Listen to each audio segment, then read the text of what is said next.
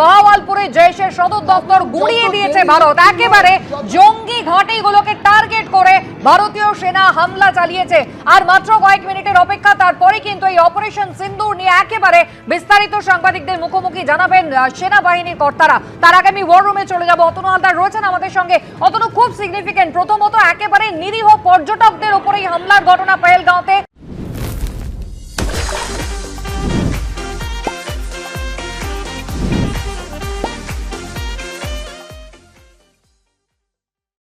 জঙ্গি হামলার ঘটনা 15 দিনের মাথায় যে প্রত্যাঘাত ভারত করলো, পাকিস্তানে ঢুকে একেবারে ঘরের ভেতর গিয়ে জঙ্গিকে নিকেশ করে এলো তারা। কিন্তু যে জায়গাগুলোকে তারা চিহ্নিত করেছিল তার তাৎপর্য কতটা? দেখো, আমি তোমাকে যেটা বলছিলাম যে গতকালের যে অ্যাটাক, এটা একদম মূলে আঘাত করেছে ভারতীয় সেনাবাহিনী। তুমি জানো যে ভারতীয় সেনাবাহিনীকে এই ব্যাপারে প্রধানমন্ত্রী বৈঠক করে পূর্ণ স্বাধীনতা দিয়েছিলেন যে কোথায় অ্যাটাক করা হবে, কবে অ্যাটাক করা হবে, কাদের টার্গেট করা হবে, এই সমস্ত সিদ্ধান্ত ভারতীয় সেনাবাহিনী নেবে। এবং তুমি যদি দেখো যে কালকে যে 9 জায়গায় অ্যাটাক করা হয়েছে, তার মধ্যে কয়েকটা জায়গা যেরকম পিওকের মধ্যে রয়েছে, ঠিক কয়েকটা জায়গা আবার একদম পাকিস্তানের মাটিতে রয়েছে। এগুলো সমস্ত কি যে জায়গাগুলোকে টার্গেট করা হয়েছে, এগুলো সব হচ্ছে জঙ্গি ঘাঁটি। কাদের জঙ্গি ঘাঁটি? একদিকে লস্কর-ই তৈবা, অন্যদিকে জৈশ-ই মোহাম্মদ এবং হিজবুল মুজাহিদিনও রয়েছে। এখন এর মধ্যে লস্কর এবং তুমি যদি দেখো যে জৈশ-ই মোহাম্মদের কতটা গুরুত্বপূর্ণ ভূমিকা, যে ভারতবর্ষে বারবার চক্রান্ত করে তারা জঙ্গি হামলার ঘটনা ঘটিয়েছে। এই যে পেহেলগাঁওয়ের ঘটনা, এর পেছনেও লস্করেরই মূল হাত রয়েছে, এই রকমটাই হচ্ছে গোয়েন্দাদের দাবি। ঠিক সেই জায়গা থেকে আমি তোমাকে বলতে চাই যে একদিকে মাসুদ আজহার, অন্যদিকে হাফিজ সঈদ। একদিকে জৈশ-ই মোহাম্মদের প্রধান মাসুদ আজহার, অন্যদিকে হাফিজ সঈদ লস্করের প্রধান। এই মাসুদ আজহারকে 1999 সালে যখন কান্দাহারে বিমান ছিনতাইয়ের ঘটনা ঘটে, ঠিক তোমার মনে আছে কার্গিল যুদ্ধ শেষ হয় 1999 সালে জুলাই মাসে, আর ঠিক 1999 সালে ডিসেম্বর মাসে কান্দাহারে বিমান ছিনতাইয়ের ঘটনা ঘটে এবং এই মাসুদ আজহারকে তখন ভারতবর্ষ ছাড়তে বাধ্য হয়।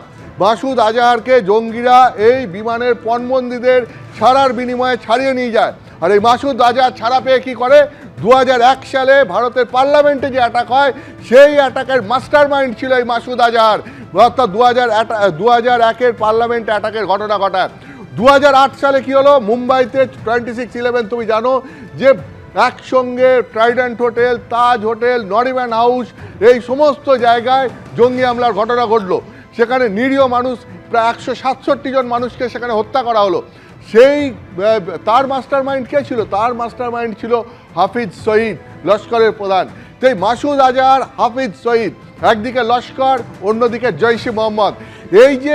এই যে যারা মূলত পাকিস্তানের বসে এই সমস্ত জঙ্গি হামলার পরিকল্পনা করছে, জঙ্গিদের মদত দিচ্ছে, জঙ্গি হামলার ঘটনাগুলো পিছন থেকে নিয়ন্ত্রণ করছে এবং ভারতবর্ষের বিরুদ্ধে একের পর এক ষড়যন্ত্র করে ভারতবর্ষের বুকে একের পর এক জঙ্গি হামলার ঘটনা ঘটিয়ে যাচ্ছে। যাদের সঙ্গে পাকিস্তান সেনাবাহিনীর একটা অংশ রয়েছে, যাদের সঙ্গে পাকিস্তানের গোয়েন্দা বাহিনী আইএসআইয়ের একটা অংশ রয়েছে, এই ত্রিভুজ কাজ করছে। একদিকে জঙ্গি, একদিকে আইএসআই, একদিকে পাকিস্তান সেনাবাহিনীর একটা অংশ, এবং বারবার এরা ভারতের বিরুদ্ধে ষড়যন্ত্র করে জঙ্গি হামলার ঘটনা ঘটাচ্ছে। এখন তুমি যদি দেখো যে গতকাল রাতের অ্যাটাক সেই দিক থেকে অত্যন্ত গুরুত্বপূর্ণ, যে একদিকে বাহাওয়ালপুর, অন্যদিকে মুদিরকে, একদিকে জৈশের হেডকোয়ার্টার, অন্যদিকে লস্কর-ই তৈবার হেডকোয়ার্টার, সেই সমস্ত জঙ্গি ঘাঁটিগুলোকে টার্গেট করে কোথাও পিওকের মধ্যে, কোথাও প্রয়োজনে পাকিস্তানের মাটিতে এই টার্গেট সেট করে ভারতীয় সেনাবাহিনী সেখানে অ্যাটাক করেছে।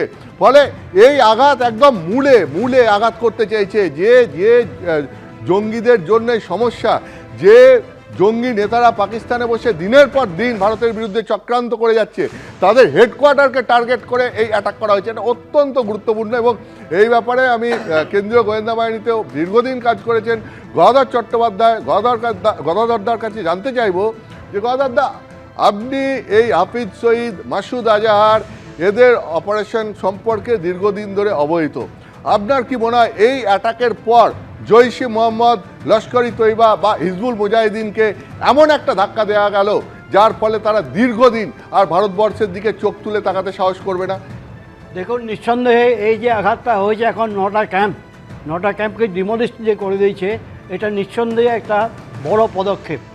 এবং 1989-এর পর যখন থেকে আপনার এখান থেকে সৈয়দ সালাউদ্দিন অর্থাৎ সৈয়দ সালাউদ্দিন হিজবুল মুজাহিদিনের চিফ, যেটা হচ্ছে জামায়াতে ইসলামী JNK-র যে মিলিটেন্ট অর্গানাইজেশন, সেটা হচ্ছে হিজবুল মুজাহিদিন, এবং এ হচ্ছে কোঅর্ডিনেটর, মাইন্ড ইট, ইউনাইটেড জিহাদ কাউন্সিল যেটা আছে পাকিস্তানে, তার কোঅর্ডিনেটর হচ্ছে কিন্তু মোহাম্মদ সালাউদ্দিন।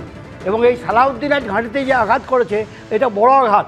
এর দুটো ইফেক্ট, একটা হচ্ছে সৌদ কাশ্মীর থেকে যেসব মিলিটেন্ট পাকিস্তানের ট্রেনিং নিতে যাচ্ত, তারা কিন্তু সেই লাইনটা এখন বন্ধ হয়ে যেতে পারে, কারণ সৈয়দ সালাউদ্দিন হচ্ছে মেন প্রমোটার।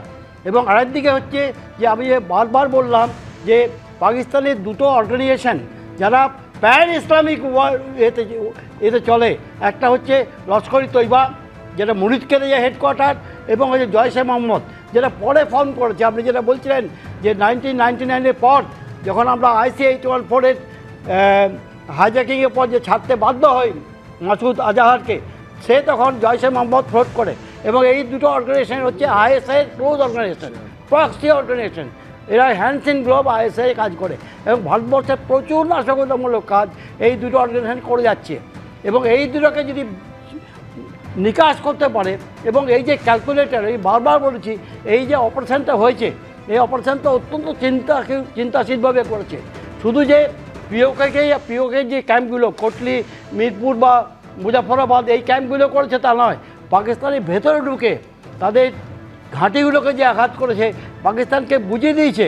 পার্টিকুলারলি এই মেসেজটা ইন্টার সার্ভিসেস ইন্টেলিজেন্স পাকিস্তানকে দেওয়া হয়েছে যে দেখো, তোমরা যে মিলিটেন্ট দিকে যে করছে, আমরা সেই ঘাঁটিতে আঘাত করতে সক্ষম। একদম এই জায়গা থেকেই অদার্দা আসবো। সেটা হচ্ছে যে যেটা সব থেকে গুরুত্বপূর্ণ কুসুমিতা, সেটা হচ্ছে যে একদিকে পাকিস্তানের গোয়েন্দা সংস্থা ISI, অন্যদিকে সেনাবাহিনীর একটা অংশ। তুমি যদি 26/11/2008 সালের মুম্বাই অ্যাটাকের ঘটনা দেখো, সেখানে কাশব ধরা পড়ার পর কাশব পুলিশকে যে স্টেটমেন্ট দিয়েছিল, বা পরে গোয়েন্দাদের কাছে সে যেটা স্বীকার করে নেয়, সেটা হচ্ছে যে তাদের যেখানে ট্রেনিং হতো পাকিস্তানে, সেখানে তাদের ট্রেনিং দিতে কারা আসতো? সেখানে তাদের ট্রেনিং দিতে একজন আসতো, মেজর জেনারেল বলে সে নিজেকে পরিচয় দিত পাকিস্তান সেনাবাহিনীর একজন, এবং পাকিস্তান সেনাবাহিনীর যারা কর্মরত অফিসার তাদের কয়েকজন আসতো, যারা পাকিস্তান সেনাবাহিনীর অবসরপ্রাপ্ত, এইরকম পাকিস্তান সেনাবাহিনীর অবসরপ্রাপ্ত আর্মির কর্তা ব্যক্তিরা সেখানে আসতেন। অর্থাৎ আর্মির একটা অংশ এসে এই জঙ্গিদেরকে পাকিস্তানে দীর্ঘদিন ধরে ট্রেনিং দিয়ে তারপর তাদেরকে মুম্বাই অ্যাটাকের জন্য পাঠানো হয়েছিল। আবার তুমি যদি দেখো যে এই ঠিক 2025 সালে এসে তুমি যদি দেখো পেহেলগাঁও অ্যাটাকের ঘটনা, সেখানেও দেখা যাচ্ছে মুসা নামে একজন, যে পাকিস্তান সেনাবাহিনীর একজন কমান্ডো ছিল, সেই মুসা এই পেহেলগাঁও অ্যাটাকে এই জঙ্গিদেরকে লিড করেছে। অর্থাৎ তুমি দেখতে পাচ্ছ একটা জিনিস, যে কোথাও সেনাবাহিনীর একটা অংশ এসে জঙ্গিদেরকে ট্রেনিং দিচ্ছে, সেই ট্রেনিং নিয়ে তারা অ্যাটাক করছে, আবার কোথাও সেনাবাহিনীর কমান্ডোরা তারা জঙ্গিদেরকে লিড করে নিয়ে এসে জঙ্গি হামলার ঘটনা ঘটাচ্ছে। অর্থাৎ যেটা দেখা যাচ্ছে যে পাকিস্তান সেনাবাহিনী কোথাও সরাসরি, কোথাও পেছন থেকে এই ভারতবর্ষের বুকে যে জঙ্গি হামলার ঘটনাগুলো ঘটছে সেখানে যুক্ত। ঠিক একইভাবে যুক্ত গোয়েন্দা সংস্থা, পাকিস্তানের গোয়েন্দা সংস্থা ISI-ও। ফলে তুমি বুঝতে পারছো যে এই যে পাকিস্তানের মাটিকে ব্যবহার করে দীর্ঘদিন ধরে জঙ্গিরা ভারত বিরোধী কার্যকলাপ চালিয়ে যাচ্ছে, এটা 2008-এও যা দেখা যাচ্ছে, 2025-এও তাই দেখা যাচ্ছে। এটা পাকিস্তান সরকারের যদি সরাসরি মদত না থাকে, তাহলে পরে এটা সম্ভব নয়। এখান থেকেই আমি ব্রিগেডিয়ার দাসের কাছে আসব, তার কাছে জানতে চাইবো যে ব্রিগেডিয়ার দাস, একটা জিনিস আপনি বলুন যে এই আঘাত শুধু জঙ্গিদের ওপর আঘাত নয়, যদি আপনি যদি খতিয়ে দেখেন, তাহলে এটা পরিষ্কার বোঝা যাচ্ছে যে এটা পাকিস্তান সরকারের ওপরও আঘাত। তার কারণ পাকিস্তান সরকারের মদত ছাড়া পাকিস্তানের মাটিকে ব্যবহার করে দিনের পর দিন এই হাফিজ সঈদ, মাসুদ আজাহাররা ভারতবর্ষের বিরুদ্ধে চক্রান্ত করতে পারে না, জঙ্গি হামলার একের পর এক ঘটনা ঘটাতে পারে না। তো এইটা নিয়ে আপনি কি বলবেন, যে এরপর কি পাকিস্তান, যেহেতু ওখানে মৌলবাদীরা ডমিনেট করে, ফলে তাদের চাপে পড়ে এবার পাল্টা কোনো আঘাত হানার পরিকল্পনা করতে পারে বা চেষ্টা করতে পারে? হ্যাঁ, করতেই পারে। আপনি যেগুলো বলছেন একদম ঠিক, যে পাকিস্তানের যে শাসনতন্ত্র সেটাকে কিন্তু কন্ট্রোল করে পলিটিক্যাল লিডারশিপ না, কন্ট্রোল করে ISI। সেটা হচ্ছে আর্মির মধ্যে একটা আলাদা সত্তা ISI। এবং আইএসআই ছাড়া কন্ট্রোল করে আপনার পাকিস্তান আর্মি এবং মৌলবাদী সংস্থানের কিছু জেহাদি লিডার যেমন হাফিজ সঈদ আর মাসুদ আজহার। এবার হচ্ছে যে এরা মানবে না, কিন্তু এই আঘাতটা এবং তাছাড়া অন্যান্য যে অ্যাকশনগুলো ভারতবর্ষ এখন নিচ্ছে সামরিক ছাড়াও ডিপ্লোম্যাটিক ইকোনমিক অ্যাকশন, জল বন্ধ করে দেওয়া, বাণিজ্য বন্ধ করা, এতে এদের একটুখানি শ্বাসরোধ হবে এখন এবং এই অ্যাকশনটার পরে তারা একটু সময় নেবে। এবং সেইখানে আপনি যেটা বলছেন যে পাকিস্তানের একটা মেসেজ যাবে এবং প্রমাণের আমাদের দরকার নেই। আপনি একটা বই আছে অপারেশনাল বেয়ার ট্র্যাপ বলে, পাকিস্তান আইএসআইয়ের একজন ব্রিগেডিয়ার লিখেছিলেন এই বইটি, যে রুশের সাম্রাজ্যবাদ ভাঙবার জন্য, সোভিয়েত ইউনিয়নকে টুকরো করবার জন্য আমেরিকা কেমন করে আফগানিস্তান ও পাকিস্তানে নিজেদের অপারেশনটা লঞ্চ করে এবং তখন তারা যে পয়সাটা পেয়েছিল আমেরিকার থেকে, যে মদত পেয়েছিল, সেইটার একটা বড় অংশ তারা সরিয়ে রাখে। ভারতের 1971-এর ওই যে জেনারেল নিয়াজি সই করে দিচ্ছেন, 1 লক্ষ সেনা প্রায় হ্যান্ডওভার করছেন, সেইটার অপমানের বদলা নিতে। এবং এইটা পাকিস্তানের অফিসারদের রক্তে আছে। আমি অনেক জায়গায় তাদের সাথে আমি কথা বলেছি, ইন্ডিভিজুয়ালি তাদের মনে একটা ব্যাকগ্রাউন্ড মিউজিক বাজে যে আমরা ভারতীয় সেনার সামনে থাকলে খুলে কথা বলতে পারি না, কারণ ওই ছবিটা তাদের মনে বাজে। এবার সেই থেকে একটা প্রতিশোধ স্পৃহা। আরেকটা ব্যাপার হচ্ছে পাকিস্তান আর্মির জেনারেলরা তারা প্রায় দেশের 50% টাইম তারা শাসন করেছেন, সে আপনি জিয়াউল হক বলুন আর পারভেজ মুশারফ বলুন।